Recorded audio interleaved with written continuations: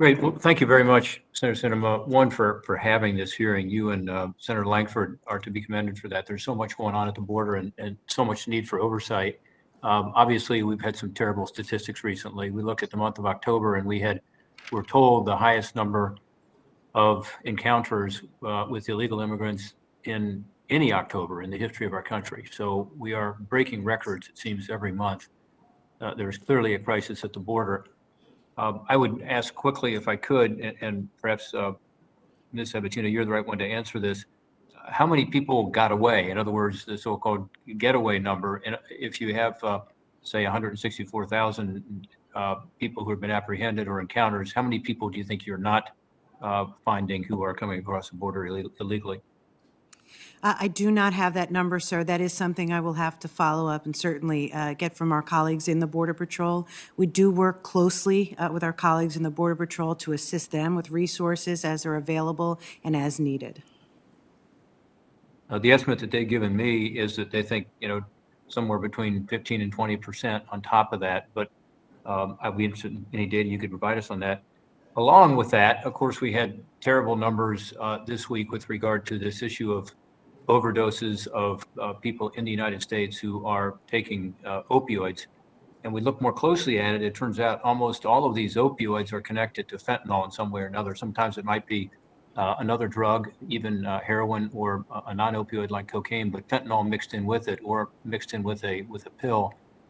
And this fentanyl is killing more and more of our American citizens. 100,000 people died of overdoses between April 2020 and April 2021, we were just told in the last couple of days.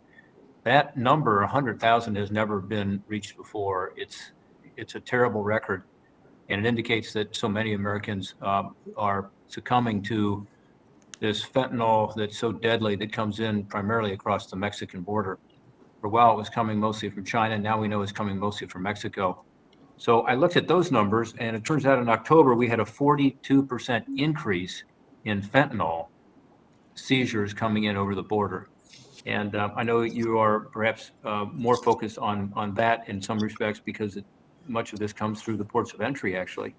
But a 42% increase in this deadliest of drugs coming in over the southern border, seems to me we have a national emergency here. Can you give us a sense of what you think the amount of drugs are that are coming in that are not being seized? If it's 42% increase in seizures, what is it overall? I would have to do math on the fly, sir, and I apologize. I'm not equipped to do that. We can certainly follow up with estimates. We did seize in the last fiscal year over 10,000 pounds of fentanyl coming across to our ports of entry. Over 9,000 pounds was in particular at the southwest border. So I think with the investments that we're making in technology, in particular the NII deployments that we're going to be doing over the next 18 to 24 months, and frankly not quick enough, it's going to help us certainly in that endeavor to tackle that challenge. But we also work very closely with our partners in HSI and other federal government partners because the best we can do certainly is identify these networks that are bringing this to our ports of entry in deep concealments, in either commodities or in private vehicles coming across the border.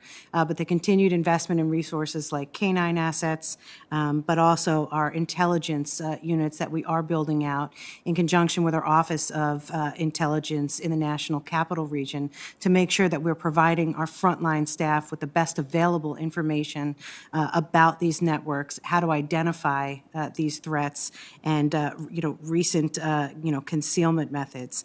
But would also defer to my colleague with HSI as well with respect to the investigative efforts related to fentanyl. Well, thank you. And look, I appreciate what you're doing. We have provided more resources for technology and for people, and we should. And it sounds like in the next couple of years, we'll have better technology. We saw some of this on the border earlier this year when some of us toured.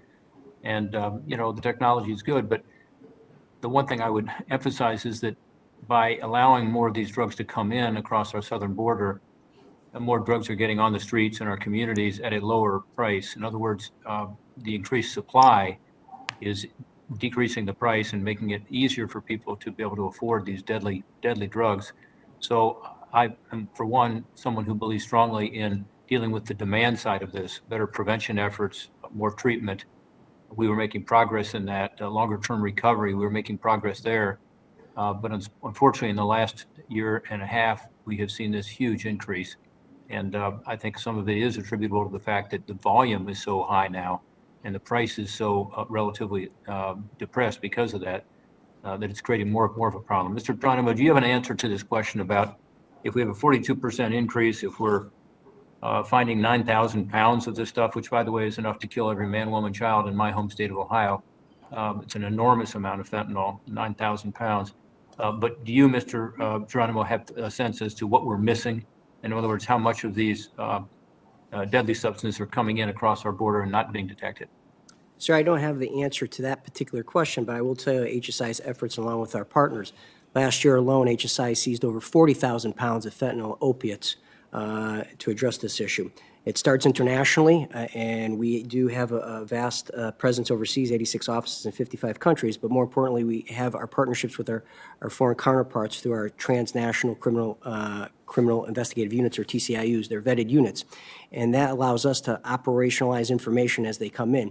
I had mentioned earlier to Senator Langford that in the last 18 months, HSI, in partnership with CBP and DEA, we seized over 500 kilograms of precursor chemicals coming into Mexico to be used by TCOs. That's 1 million pounds of precursors. Mr. Geronimo, were those precursors coming from China? In most cases, yes, sir. And do you have an office in China? We do have an attaché there, sir. Do you have an office there? Yes, You we have mentioned the offices you have. Yes, sir. We do have an attaché there. Again, 1 million pounds of precursors. The other efforts that we made domestically, and I mentioned this earlier, was expanding our BESTs into the mail facilities, international mail facilities, as well as the airports and into what I would consider interior states like the state of Ohio.